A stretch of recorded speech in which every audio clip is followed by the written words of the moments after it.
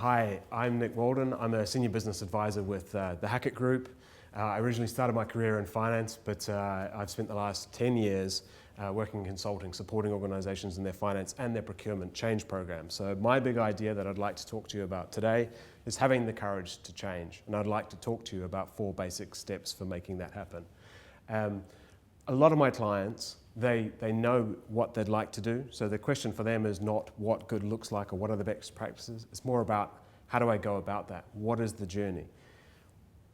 You know, what should I do first? What should I do second? What are my priorities? How do I create the energy and the enthusiasm to continue the change the next 12 to 18 months? So in terms of the 4 stages, the first one is about being very clear of your vision, right? So you need to have a great view of what you want to get to. And you know, a good example there is you want to make sure that that's best aligned with the business objectives, the strategic business objectives.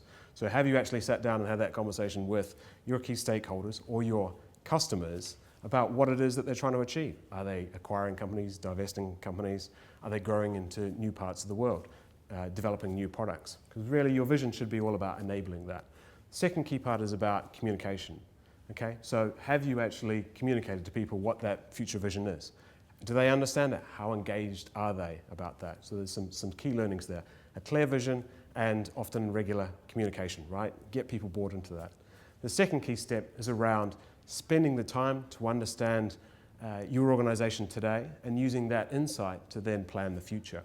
Okay, so when I work with organizations across Europe, many countries, we see a range of performance levels, different levels of complexity, maturity, as well as different cultures.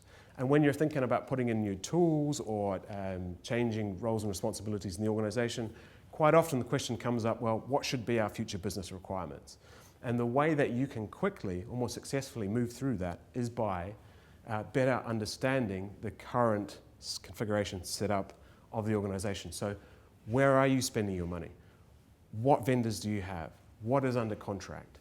What tools do you have? What are your processes and so on, right? With that insight, you will be able to move faster through that decision-making process, okay? The third step is around planning and prioritizing your transformation program or your journey, okay? Now, there is no right or wrong answer here, okay? It's very much dependent on your specific culture, what is your approach to risk, how comfortable you are, what level of stakeholder buy-in there is.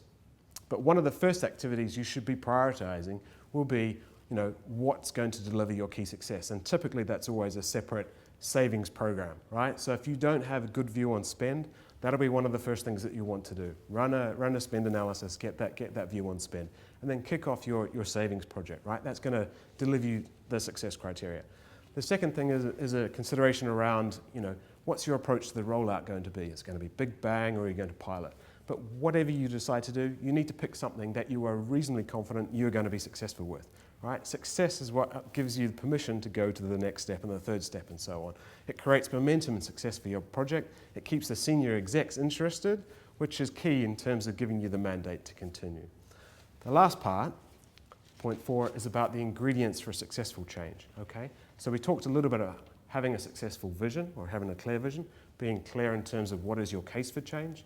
But you know, in terms of the way that you work with your customers, your internal business stakeholders, you want to know who are your key change leaders or your influencers, right? So use them to create energy and enthusiasm.